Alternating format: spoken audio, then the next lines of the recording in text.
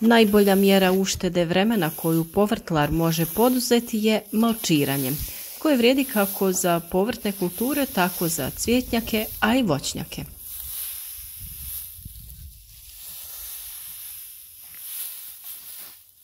Malčirani vrtovi su zdraviji, otporniji na sušu, eroziju tla, smanjuju rast korova, ali i prisutnost nekih štetnika.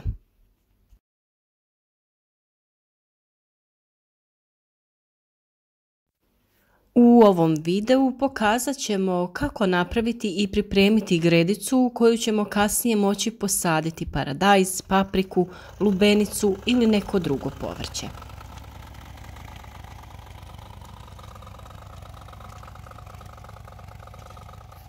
Postoje dvije osnovne vrste malča, organski i anorganski.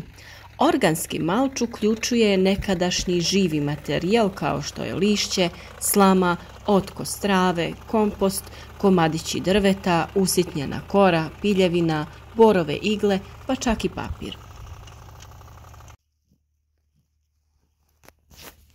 Anorganski malč se odnosi na šljunak, kamenje, foliju u boji i geotekstil.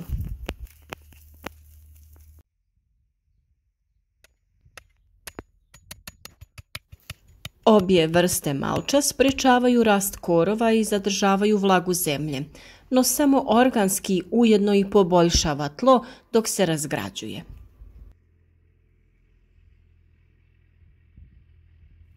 Anorganski malč se ne razgrađuje i ne obogaćuje tlo, ali pod određenim okolnostima dobar je izbor. Primjerice, folija u boji upija toplinu i zadržava je preko noći, što odgovara paradajzu i patliđanu.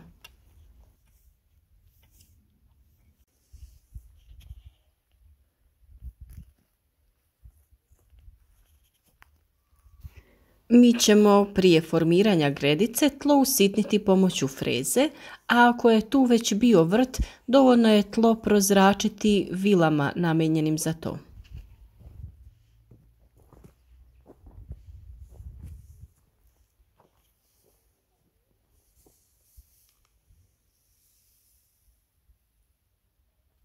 Nakon toga ćemo iskopati dublji kanal u koji ćemo ubaciti veću količinu stajskog đubriva da bi obezbijedili našim biljkama dovoljnu količinu hranjiva za ovu, a i za narednu godinu.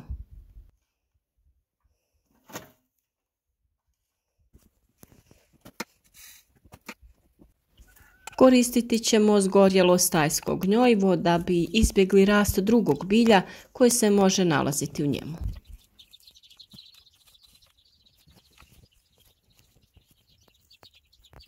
Stajnjak ćemo sada ravnomjerno rasporediti u naše gredice.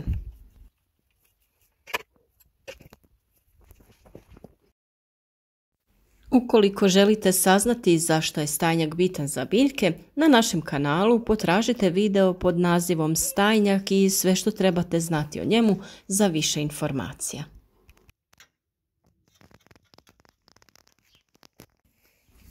Nakon što smo rasporedili stajnjak, zagrnuti ćemo ga zemljom i formirati gredicu.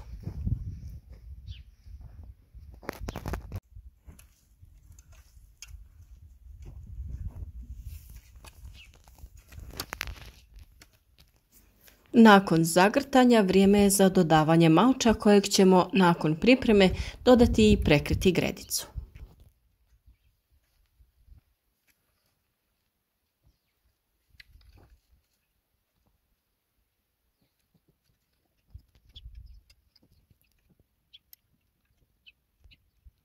Kako bi vam sve gredice bile ravne, kako radi estetike, tako i radi pravilnog rasporeda biljaka, možete se poslužiti špagom da označite pravac i razmak između gredica.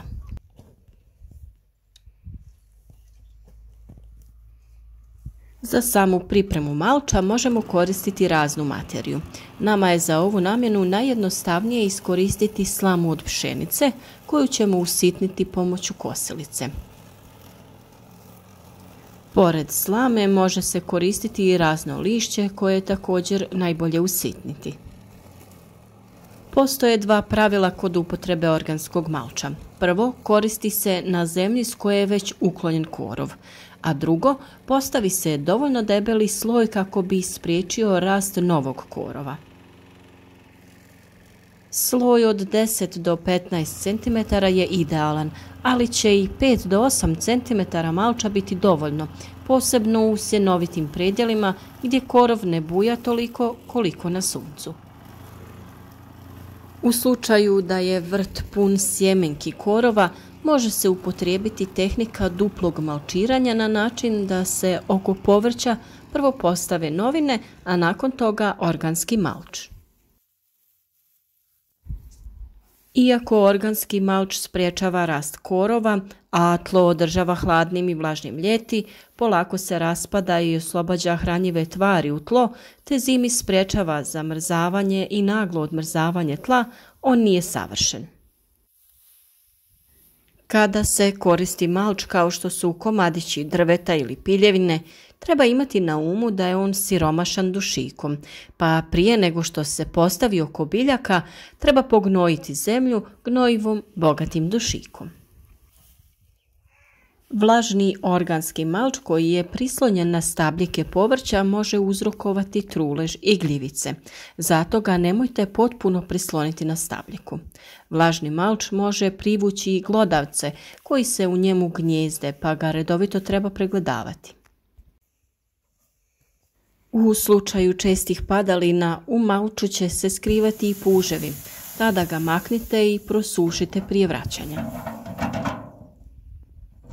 Malč od lišća je dobar izbor, ali treba pripaziti na lišće oraha i hrasta koje sadrži otrovne supstance ili list platane i sličnog drveta jer je debelo i teško se razgrađuje. Svakako ga treba usitniti i pomiješati s kakvim drugim organskim malčem. I ovaj oblik malča možemo usitniti kosilicom te dobiti puno sitni malč. Malčiranje kartonom i novinama je prilično efikasno. Ako se želi spriječiti rast korova na većoj površini, postavi se deblji sloj kartona te ga treba pritisnuti kamenom ili slično. Ako karton ili novinski papir stavljate između povrća, prvo ga utisnite, a kada ga postavite, dobro ga zalijte. Ako postavljate veće komade, izbockajte ga vilama ili nožem. U slučaju tanjeg papirnog malča, on će se brzo razgraditi pa ćete morati dodavati slojeve malča. Komadići drveta i piljevina dekorativno izgledaju u cvjetnjacima. Ovaj oblik malča može se nabaviti u postrojenjima koja rade sa obradom drveta ili mljevenjem drvenih ostataka nakon rezanja stabla. Drveni malč se neće tako lako razgraditi, pa će se još godinama nalaziti na površini ili unutar tla. Trava nakon košnje može biti odličan malč koji će razgradnjom oslobađati dušik i hraniti zemlju. No prije nego što ga postavimo u vrt među povrće, treba ga pustiti da se posuši jer će inače trunuti. Također, ako je pokošena trava već otišla u sjeme, treba imati na umu da iz sjemena niče korov koji može ugroziti rast bilja koji uzgajamo.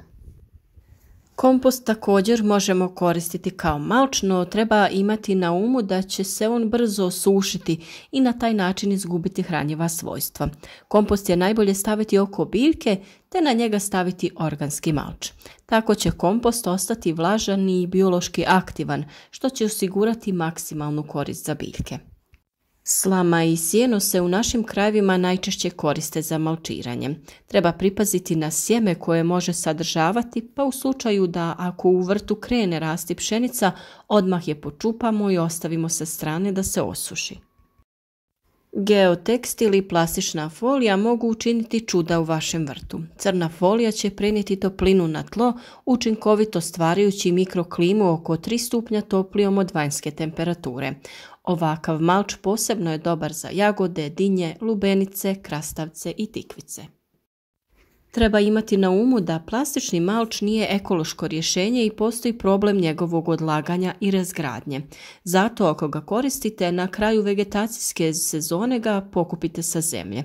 Prosušite i pohranite na suhom mjestu tokom zime. Na ovaj način biste ga mogli koristiti godinama.